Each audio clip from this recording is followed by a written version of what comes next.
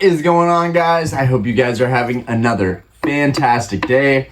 We are going to be talking about collector niches in the Pokemon TCG and how they work and why it's really important to really take time and look at every card that you have in your collection, because you never know what you're going to find. So what I mean by that is error cards, okay? We're going to be talking about error cards. The reason this topic is relevant, I know we've got Paradox Rift coming, and with the sale of one of my highly coveted error cards, my War Turtle Gold Stamp error card, I just sold for the first time one of these on eBay. I just sold this morning and shipped that off for $240. Here we've got, here you have the error. You guys might not be able to see it very well, but you will probably see two W stamps. Now, this is a Top Deck Magazine promo. This is the War Turtle from Top Deck Magazine. Every single Top Deck magazine you got back in the late 90s, at 99, maybe 2000, let's see, what does that say? Yeah, 2000, 99, 2000. These magazines were releasing, and you got a free War Turtle promo. Now, there was a collection that I bought about 2 years ago, maybe 2 years and some change. Arguably the best collection that I've ever bought. And arguably, ooh, pardon me, it's getting really chilly here. I'm probably coming down with a cold. But arguably, one of the reasons why I'm so cheap and so frugal when it comes to buying collections, and why I really don't like spending top dollar on collections, because I know there are people out there that don't care about their old Pokemon cards, and those are exactly the kind of people that I want to buy Pokemon cards from. I do not want to buy cards from people that are sentimental. I do not want to buy cards from people that are trying to get top market price, especially in a falling market environment. It is not the time to be spending and shelling out top dollar for collections. In my opinion, at least, I know there are still plays to be made. I know you can still make money off of buying high dollar collections, but that is just not something that I personally would do, because I have experience in the past buying collections for a couple $100s that were worth thousands. Now, I have since traded off that collection for this Crystal Charizard. I still kind of regret it, because the collection I traded off had hundreds, almost 200 hollows from WotC. Some of those were $40, $50 hollows, and some of them were $10 hollows. But at the end of the day, I think that that had more value in it, at least in the market, of around $4,000, maybe $3,000. Now, the price I paid, completely different from the value that I got. The value that I got me this Crystal Charizard, but the price I paid was $200. And there were some hollows in there that were nice hollows that I bought from my local shop, and those were like, $30, $40 hollows. So there are definitely some higher value cards that were thrown into there since I bought that collection. So I would say, probably my true price was probably around $500 to $1,000. And I turned it into this Crystal Zard because it was a good deal at the time. I still slightly regret it, but honestly, right now with the falling markets, I think it was a good time to liquidate and put it into a single card, that if I sell this single card, I get all that money back and more. But it's not all about the money. It's really not all about the money. Sometimes you just want to hold on to stuff. And for me, that definitely holds true. I really don't care about allocating and moving around my stuff. This is advice that I've taken from others, and something that I've learned to embrace is lightening the load and not having so much stuff laying around.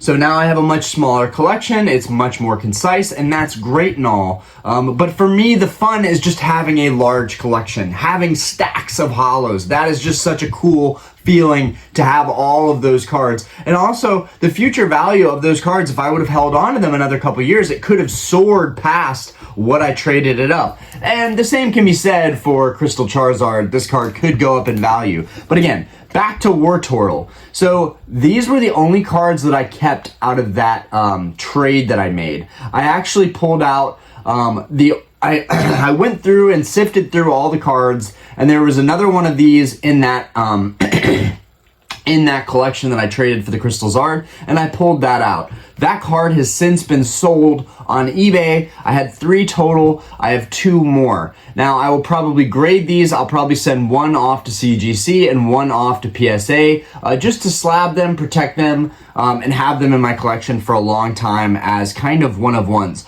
Or I'll send 1 to Beckett, and I'll send 1 to CGC. I imagine the one that I sold today will probably get graded by PSA, and if that is the case, then it makes less sense for me to grade these with the same company when I could have them as one-of-ones if I graded them with CGC or Beckett. But the main point I'm trying to get here, 5 minutes in, sorry guys, is that error cards can be so valuable, and you might not even realize that you have valuable error cards in your collection. Now, this is a very particular card, right? This is a promo from a magazine. The only reason that I got my hands on this card is because the collection that I bought, it had a bunch of holos, but it also had a big box of bulk. And in that bulk was at least 150 Wizards of the Coast top deck promos. Now, I sold those 100 plus promos at Collecticon as well. I cashed out on those promos. They were worth about $20 a piece. I think I took $15 a piece for those promos and just sold them as a bulk lot. But I kept these errors. I knew these errors were valuable from the jump because I had all of these top deck promos, but I only had 3 of these error cards, and they were not listed on eBay anywhere, so I knew that there were not a lot of them out there in existence. So there's really not much special about this card. The only thing that's special about it is normally the Wizards of the Coast gold stamps would have 1 stamp here, where mine has a double stamp. That's really the only interesting thing about the card. And while I do love the card, I personally probably would not pay $240 for an error card. But there's a collector out there that has done their research and said, this is a card that I want, and they bought it from me without even haggling, without even messaging me, no nothing. They have great feedback. I have no doubt in my mind that they're a reliable buyer. And I'm happy that that card is going to a new home. I may not even grade mine, so that person, if they grade that card, I hope that they have a one-of-one, PSA graded error War Turtle top deck promo, because they deserve it. They took a risk on this error, and I hope it works out for them.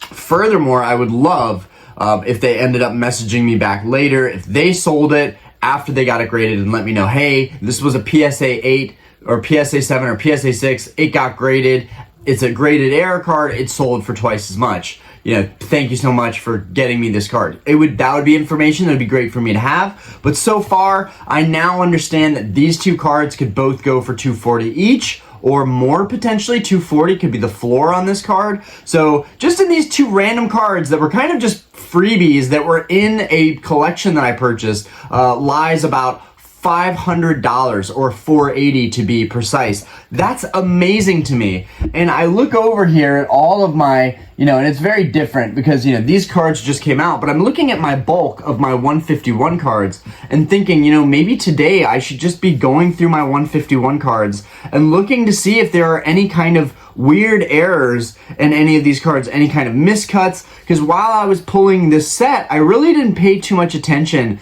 to any possible errors, and there could be errors on any of these cards. So one important thing to do is go through your collections, go through purchases you've made in the past. If you've bought binders in the past, especially old binders, go through those binders and look for miscuts, look for cards that are super off center, very off center, look for cards that have little ink dot errors. People love ink dot errors. Look at any kind of typos, and it's going to take a lot of time to sift through and look for this stuff, but that's the whole point of this niche market, niches, and how important they are to this hobby and certain collectors. I was talking with Pokemon Wonder, and I hope you are doing fantastic today. When we were having our podcast, you were talking about how your son collects error cards in particular. And so every collector has their own strategy, their own niche, their own thing that they like, or they have multiple niches.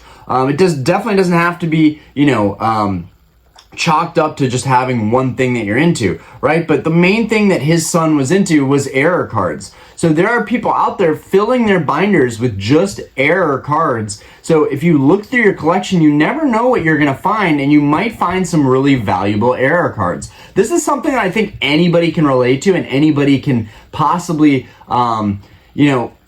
take advantage of. I think that, a lot of us, myself included, I have a bunch of cards on the back edge of my table that are just bulk cards from various mid eras that I haven't quite yet bindered yet. I've just been kind of accumulating random cards from these eras. If I'm buying a collection or at a shop and there's a bulk bin and it has a bunch of Sun and Moon stuff, Sun and Moon bulk, XY bulk, black and white bulk, Heart Gold, Soul Silver bulk. Those are the eras that I still need to end up bindering to kind of complete my entire bindered set. I do not have any of the WotC first edition bindered. I do have a first edition master set, base set, first edition master set that's graded, even though it would have been really cool to have that in a binder, but I don't have any of the other sets in first edition. I have a lot of singles that are first edition, but I haven't organized them into binders. Ultimately, someday it would be really, really cool